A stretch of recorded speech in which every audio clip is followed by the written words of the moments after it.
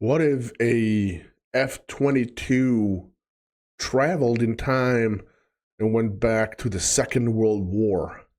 What would happen? It's a completely unrealistic thought, but there's actually a video about it. On the Infographic Show, one of my favorite channels on YouTube. And believe it or not, what if a single F-22 time traveled to Germany during World War II? Makes no sense. However, I'm pretty sure it will bait some serious butt.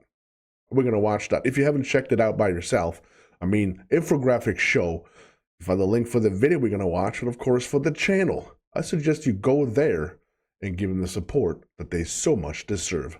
Now, we are going to take a look at what the hell would happen if there actually was an F-22 in their second great. Well, never mind. Let's do it. And the twin engine. It's 1940, and a Heinkel HE-111 bomber ascends, flanked on either side by two of Germany's main fighter aircraft, the single-engine Messerschmitt Bf-109 and the twin-engine Messerschmitt Bf-110. It's a formation that Germany used to great effect in mainland Europe and intends to do the same in taking Britain. The three planes fly confidently, knowing that the Royal Air Force, the RAF, has little in the way of planes that can properly counter them. Then the unthinkable happens. Halfway over the English Channel, the Heinkel HE-111 is suddenly blown out of the sky. They've never seen anything like this happen before. It's such a weird feeling, though. The pilots of the two German fighters frantically scan the horizon for whoever or whatever just destroyed the Heinkel, but they'll never find it. That's because the bomber was just taken out by an AIM-120 Advanced Medium-Range Air-to-Air Missile, or an AMRAAM. It has a 62-mile range and it's capable of moving at Mach 4, meaning the Heinkel was destroyed long before they'd ever be able to set eyes on whatever fired the missile. Before they have time to react, another missile streaks through the sky, then another, and both the German fighter planes are turned into burning husks, falling to the earth.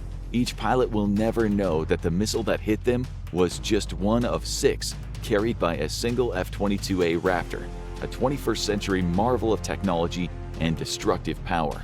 But what would really happen if an F-22A Raptor suddenly went back in time and found itself on the front lines of the Second World War?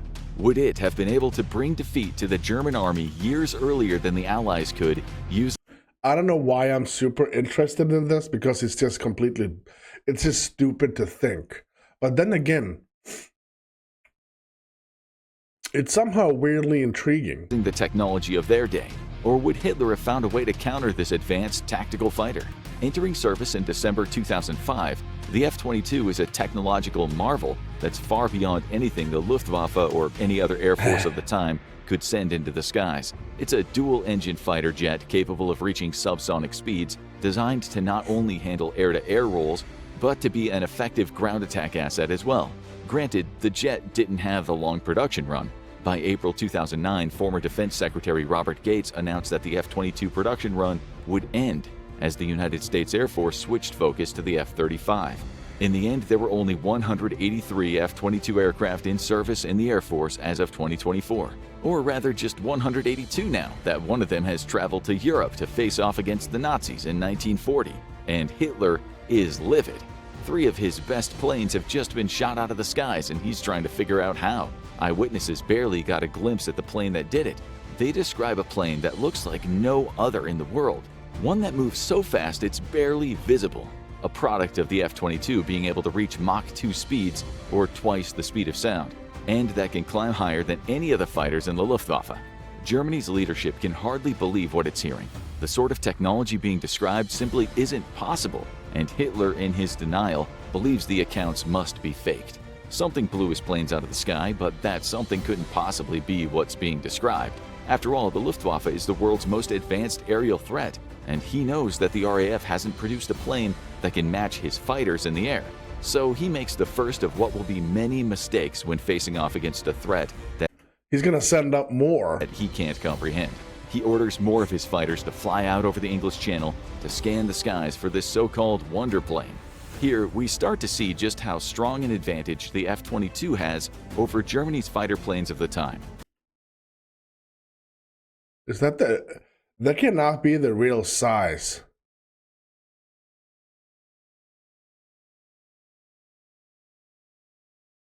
The first indicator is the use of the word plane, since Hitler's planes are facing off against a true fighter jet. The jet engine wouldn't become standard for combat fighters until the late 1940s, long after Germany lost the war, so anything that Hitler sent into the skies would be at an immediate disadvantage. That includes the two fighters that Germany sent out with the bomber, the Messerschmitt Bf-109 and the Messerschmitt Bf-110. And the Bf-109 was an impressive aircraft for its time, capable of reaching a maximum speed of 387 miles per hour. It had a surface ceiling of roughly 39,000 feet and a range of 425 miles. The plane came equipped with a pair of 13mm machine guns, two 20mm cannons installed in its underwing pods, and another hub-firing 20mm cannon. That was actually one of the best airplanes back in the good old days, the 09. All suitable weapons for the dogfights in which it would engage with the British and Allied fighters, but none suitable for taking on the F-22. Every engagement ends in disaster. I don't know why you're watching this movie or video. I have no clue. I like it. For the Nazis, the majority of their Bf-109 pilots don't even see the F-22 before it takes them out of the skies. It has a clear advantage in the form of its AIM-120 missiles, which move far faster than the planes and can be fired from a range that makes it impossible for a Bf-109 to see either the missiles or the plane that fired them before it's too late. The few that are able to happen upon the F-22 roaming the skies soon discover that their guns are no match for the firepower that the fighter jet brings to the table. The F-22 counters the 13 and 20mm cannons of the Bf-109 easily with an M61A2 20mm gun of its own, which is loaded with 480 rounds and more than capable of shredding through a Bf-109 at close range. Worse yet for the German pilots, they're facing off against a plane that moves like nothing they've ever seen. Theoretically, their guns could shoot the F-22 out of the sky, should they manage to land a shot. But the F-22 moves almost 5 times faster than the Bf-109 and is capable of aerial maneuvers that make it impossible for Germany's fighters to line up a shot. Fighter after fighter is shot out of the sky, resulting in Germany losing more than a dozen planes before it has to give up its initial attempts to take out the F-22. The problem is that they think that this plane all alone would have like 110% of air superiority directly. It's enough with one. The only thing stopping the American fighter jet is the need for refuel and reload. The Bf-129s have nothing to offer against it as long as the F-22 pilot is careful. The Messerschmitt Bf-110 fares no better. Hitler arranges for a dozen of these planes to engage the F-22 several days after losing so many Bf-109s. His logic is sound. The twin-engine Bf-110 is also twin-piloted, meaning it has a man flying the plane while another uses its guns to take out the enemy. Perhaps that's what's needed, Hitler argues, a gunner who can focus all their attention on this new demon of the skies. That gunner has access to 4 7.92mm MG-17 machine guns, as well as a pair of 20mm MG-FFM cannons built into the Bf-110's nose. The loadout is completed by a rear-firing 7.62mm machine gun built into the cockpit, an essential weapon that gives the Bf-110 coverage for threats that come up from behind. Still, the German fighter faces many of the same issues its single-engine cousin faced. None of the systems are equipped to deal with anything that moves as fast as an F-22. As for the Bf-110 guns, they're not even capable of shooting the F-22's missiles out of the sky, never mind tracking a plane that can move at 1,500 miles per hour. The Bf-110s experienced the same fate as the Bf-109. In fact, the F-22 makes even shorter work of them, aided by the Bf-110 being slower than the Bf-109. It can only travel at 349 miles per hour and is much larger thanks to its 53-foot wingspan. Worse yet for the Bf-110, it's not able to climb anywhere near as high as the time-traveling fighter jet. Its maximum service ceiling is just 33,000 feet, compared to the F-22, which can fly higher than 50,000 feet. A fighter jet can simply fly above the Bf-110s, swooping down to take out isolated planes with its own 20mm cannons at will, while simply blowing others out of the sky with its AIM-120s.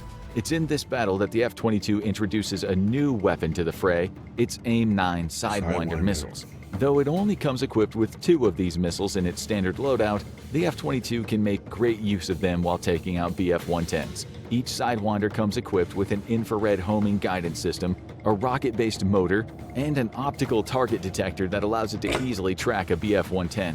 The infrared unit is especially important. It allows the Sidewinder to home in on an enemy plane's hot engine exhaust, leaving the Bf-110 with no escape. Even worse for the Bf-110 pilots, as well as any other Nazi pilots unfortunate enough to come across the F-22 in the skies, There's the no escape. AIM-9 is a fire-and-forget missile.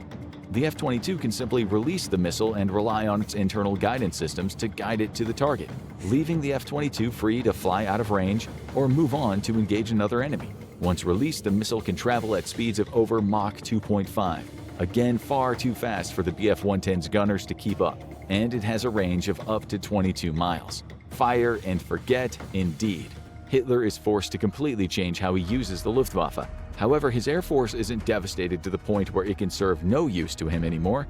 By the end of World War II, Germany will have built 119,871 aircraft, with the Luftwaffe ending up with 3.4 million personnel in total. As powerful as this time-traveling fighter jet may be, it can't take out every single one of those planes. But what it can do is add a huge element of risk to any future bombing runs. Hitler knows the F-22 is packed with enough weapons to take out around a dozen of his bombers during a single engagement. The missiles handle 8 of them. 6 AIM-120s followed by a pair of AIM-9 Sidewinders give the F-22 a potent air-to-air loadout. The jet pilot is completely unafraid of engaging more directly too, meaning the F-22 can take out a few more German bombers with its M61A2 gun before it heads back to the base to reload. So the Nazis saying, so you're telling us we have a chance? To bomb a city successfully, the Luftwaffe now needs to send dozens of bombers for one mission, each flanked by a pair of fighter planes that not only attempt to engage the F-22, but also have to deal with Allied fighters. Therein lies another role the F-22 can play: decoy for Allied fighters when its weapons run dry.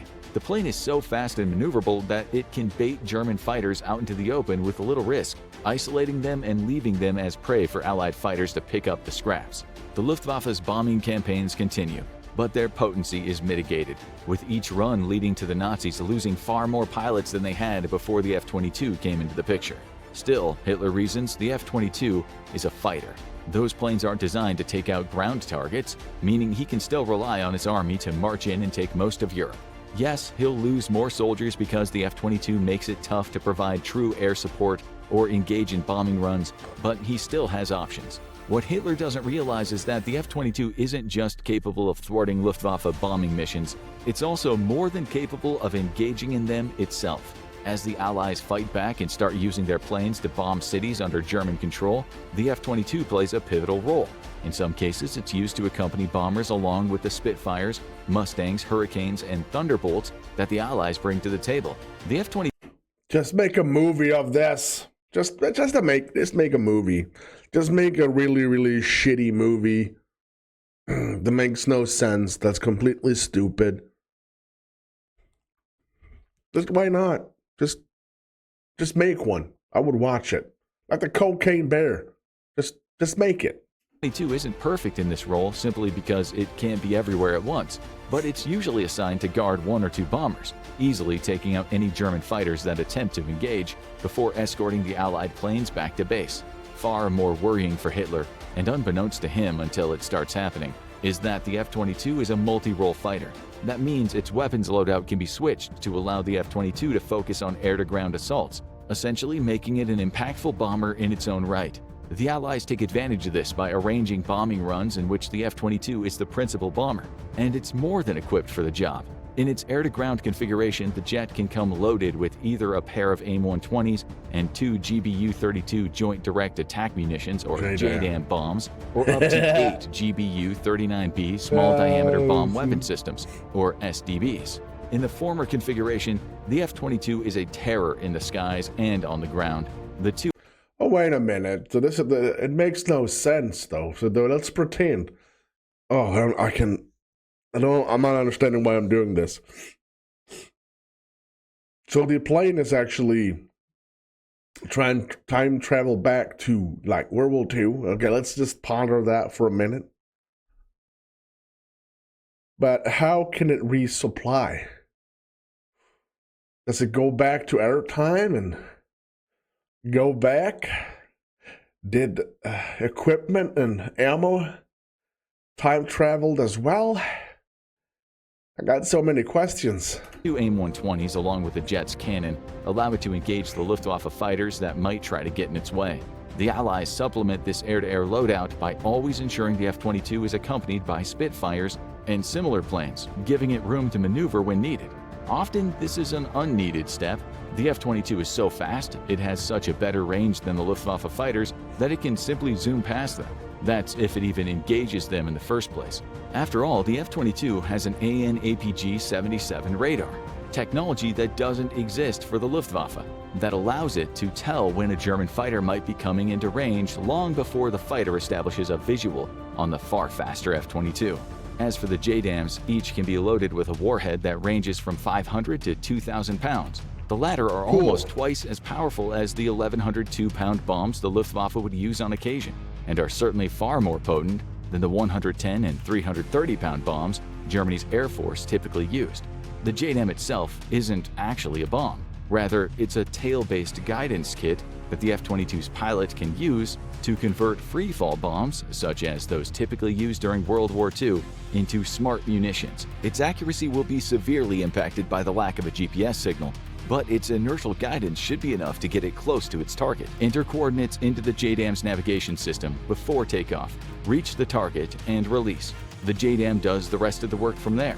Worse yet for the Nazis, the JDAM-guided bombs can be released from extremely low to very high altitudes, again limiting the ability of its pilots to engage the F-22 before it releases the bomb. Much as we saw with the battles against the Luftwaffe fighters, the F-22 can simply ascend above the maximum ceiling of any German planes sent to stop it before dropping its bombs. The JDAM's 45,000-foot-plus ceiling is more than high enough for the task. As for the F-22's SDBs, those are a little closer to the types of bombs with which the Nazis are familiar. Like the JDAMs, they use GPS to navigate to their target. However, they're usually smaller than the bombs onto which the JDAMs are installed. Each SDB weighs 250 pounds, putting it in somewhat line with the strength of the bombs the Luftwaffe uses in its own bombing runs. However, that smaller size presents a new problem for the German ground forces. With the JDAM bombs, the F-22 is limited to hitting 2 targets before it has to fly back to base and reload. But with 8 SDBs, which are precision bombs rather than free-fall bombs, the F-22 can strike up to 8 individual targets with ease before it has to fly back. Worse yet, an SDB can travel up to 46 miles or 40 nautical miles to reach its target, meaning the F-22 can again launch a bomb without ever having to engage a Luftwaffe fighter to do so. These bombing runs are devastating to Germany's operations in Europe. Every command center... His face, I gotta see if I can go. Look at that. Look at that. He is so proud of himself. Look at what I can do. No one can kill me. I can bomb the living crap out of people. They can't do anything. He looks way too happy. Really, look at that. Look at that happy. Look at that happy face. These bombing runs are devastating to Germany's operations in Europe. Every command center it sets up becomes a target. Every operation involving large groups of soldiers is peppered with bombs by a plane that has enough range to hit one location, travel to another for a second strike, and when loaded with SDBs, continue the pattern to devastate the Nazis' on-ground operations. Tanks have no reply to these bombing runs, as the F-22 is able to blow them to smithereens with a direct hit. Even more worrying for the Nazis is that the time-traveling fighter's precision-guided bombs and missiles can strike any surface warships it attempts to use to win the naval aspect of World War II. The 2 Scharnhorst-class ships in the Kriegsmarine, Germany's navy, are taken out with no issues, not long after they participated in the 1940 invasion of Norway. Germany doesn't even bother to build the 2 Bismarck-class ships that came after the Scharnhorst-class ships in the normal timeline. It knows that no ship it could build would be able to stand up to the F-22's weapons. Instead, Hitler switches focus on developing weapons he hopes to counteract the F-22. The first of these is the V-1, also known as the buzz bomb or the doodlebug, thanks to its trademark buzzing sound. This first-generation guided weapon could be used not to take out the F-22 itself, but rather the airfields and infrastructure that it would rely on to continue operating. Introduced into the war in June 1944, the V-1 is credited as being the world's first operational cruise missile. Germany made good use of it in the original timeline, launching around 20,000 V-1s at Allied targets between June 1944 and March 1945. They were brutal. Better yet for the Nazis, the cruise missile can be loaded into many of its planes, including the Heinkel HE-111s that have so often felt the wrath of the F-22. It's a powerful missile capable of traveling up to 150 miles when loaded with a 1-ton warhead. The problem is the weapon is extremely inaccurate. Though fairly fast and with a decent range, it doesn't benefit from the targeting systems built into the F-22's bomb and missile systems. The only other possible defense Germany has is the Flak 36, an anti-air system. Though versatile enough to fire ammunition that allowed it to take out tanks, the Flak 36 entered service in 1936 and quickly became one of Germany's most respected weapon systems. Featuring a self-loading mechanism and built onto a cruciform pedestal, the gun uses a barrel containing a trio of liners, which are switched out when they wear away and mitigate the need to change the entire barrel at regular intervals. And the Nazis have 11,000 of these guns in service by August 1944. With the F-22 roaming the skies, almost all are installed to guard major German cities and military installations. But like many of Germany's weapons, the Flak 36 and its slightly modernized cousin, the Flak 37, can do little to combat the might of the F-22, though it can fire 20.3-pound projectiles at a rate of about 20 per minute, creating a hail of bullets through which a low-flying bomber would have to navigate. It simply doesn't have the range to compete with the F-22. At the very maximum, the theoretical range is 26,000. If I were to make a video about this, it would be something like that. What if a single F-22 time traveled Germany during World War II? It would kick ass. The end. 246 feet, though it is far more effective when a plane comes in close. The F-22 simply flies above this range when it's out on bombing runs, with its JDAMs and SDBs still devastating German targets, even if the Flak 36 is very occasionally able to shoot one of these bombs out of the sky as it approaches. Far more often, the F-22 simply chooses the Flak 36 and Flak 37 as targets. They're taken out by its missiles and bombs, clearing the way for the Allies' lower-flying bombers to drop their munitions onto a target. For every weapon the Nazis create, the F-22 serves as a perfect counter. All of which brings us to two questions. Could the Allies win World War II with the F-22 alone? And what, if anything, could Germany do to counterattack the threat of the American fighter jet? Nothing. Starting with whether only one F-22 would be enough to win. Unfortunately for the Allies, just one of those jets alone wouldn't be enough. The F-22 would be a powerful weapon the Allies could wield in a myriad of ways, as you've discovered. But it wouldn't be the perfect weapon. For starters, it has a limited loadout. The air-to-air loadout is limited to 8 missiles and around 450 rounds for the 20mm cannon. As soon as those weapons ran out, the F-22 would have to return to base to reload before it could re-enter the fight. Similarly, the air-to-surface loadout either sees the F-22 pack a pair of extremely powerful bombs or up to 8 SDBs, again meaning it would be limited by its need to reload. And even when used as a part of diversionary tactics, the F-22 can't stay in the air forever. It has a far better range than any plane in the Luftwaffe, as well as a far higher ceiling, but it doesn't have infinite fuel deposits.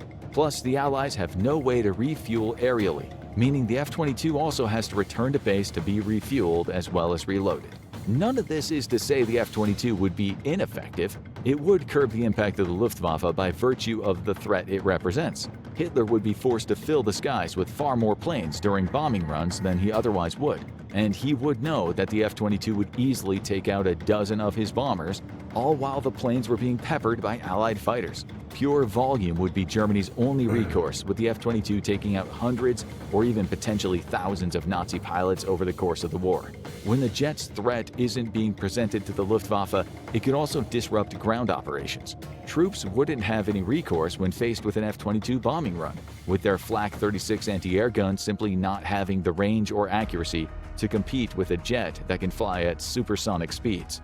The Nazis would lose any ability to have a surface-level threat on the water, forcing them to rely even more on their U-boats. And German artillery, tanks, and similar ground-based munitions would fall victim to the F-22. Of course, the limitations that exist in the aerial theater would exist when the F-22 takes part in ground-based operations, refueling and reloading. Those two requirements would represent the only respite the Nazis ever get from the ever-present threat of the F-22. Still, the modern fighter couldn't win the war alone. Much of the work would see it accompany planes of the time to provide much-needed support for their bombing runs. It could also be deployed to attack key Nazi positions during ground operations, with operations such as D-Day likely made much easier due to the F-22 being able to destroy Nazi bunkers and weapon installations as the beach invasion's ongoing. But what do you think? How much of an impact could a single F-22 have against the Nazis during World War II? And do you think the plane alone would be enough to win the war for the Allies? Share your thoughts in the comments and then go watch What If a Single F-22 Time Traveled to Germany During World War I. We could probably watch that too. I'm going to tell you this. I'm going to be honest with you. I do believe that if you utilize the F-22, I don't understand what I'm doing this. If you actually utilize the F-22 for certain things, like D-Day, that would be, I think you can actually win the war with just one F-22. Meaning that Battle of the Bulge, which was the final push by the Germans in the Ardennes forest, they didn't break through, but we lost a lot of good people from the greatest generation. I mean, we could probably send in the F-22 to bomb the living crap out of Rommel when he cruised through the winter forests. We got D-Day. There's definitely multiple different campaigns where life-saving utilization of the F-22. I'm pretty sure you can win the entire World War II with just a single F-22. That's just me. Let me know what you think. If you want to check it out, you find the information. All you need if you want to see the video by yourself or check out the infographic show, the links are both available in the description. I suggest you go there and give them a support that is so much deserved. If you did enjoy this, don't forget to hit the like and of course hit that subscribe. That's something I would greatly appreciate. Of course, big thank you to everyone who supports me on Patreon and channel membership. Thank you. Thank you. A shout out to the supreme tier donators over my Patreon and of course on channel membership. Personal shout outs goes to the ultimate supporters: Deja, Dwayne, Robert, Walt, Matt, Barbara, Kathy, and Terry. You guys are amazing, all of you. That will be the end of it. Thank you so much for watching. I'm Recky. You stay safe.